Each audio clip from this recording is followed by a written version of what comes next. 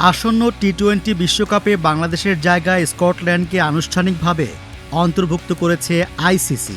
এমনটাই দাবি ক্রিকেট ভিত্তিক পোর্টাল ক্রিকবাজের।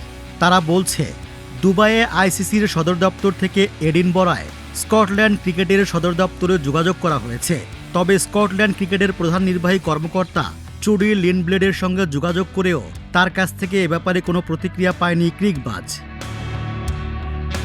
প্রতিবেদনে বলা হয়, 24 জানুয়ারি সকালে এ ব্যাপারে চূড়ান্ত সিদ্ধান্ত নেওয়া হয়েছে। আইসিসির প্রধান নির্বাহী কর্মকর্তা সংযোগ গুপ্তা এক চিঠিতে আইসিসির বোর্ড সদস্যদের জানিয়েছেন, বাংলাদেশের দাবি আইসিসির নীতিমালার সঙ্গে সঙ্গতিপূর্ণ নয়। ক্রিকবাজের ধারণা, বোর্ডের সব সদস্যকে পাঠানো চিঠিতে গুপ্তা লিখেছেন, বাংলাদেশ ক্রিকেট বোর্ড আইসিসি বোর্ডের সিদ্ধান্ত মানছে না এবং সে কারণে বাংলাদেশকে বাদ দিয়ে টি-20 বিশ্বকাপের জন্য অন্য একটি দেশকে আমন্ত্রণ জানানো ছাড়া উপায় নেই আইসিসির। অন্য সেই দেশটি হচ্ছে স্কটল্যান্ড। এই চিঠির অনুলিপি বিসিবি সভাপতি ও আইসিসি বোর্ড সদস্য আমিনুল ইসলামের কাছেও পাঠানো হয়েছে, তবে এ ব্যাপারে বিসিবি কিছু জানায়নি।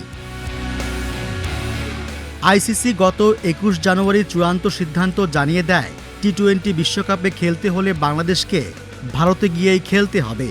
এরপর সরকারের সঙ্গে কথা বলতে আইসিসির কাছ থেকে 24 ঘন্টা সময় চেয়েছিল বিসিবি।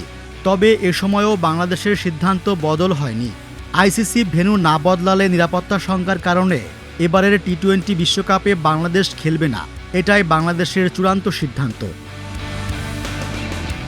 বিসিবি অবশ্য এরপর আইসিসিকে বাংলাদেশের দাবির বিষয়টি স্বাধীন ডিসপিউট রেজলিউশন কমিটির কাছে পাঠাতে অনুরোধ করে, কিন্তু সেটিও গ্রহণ করেনি আইসিসি।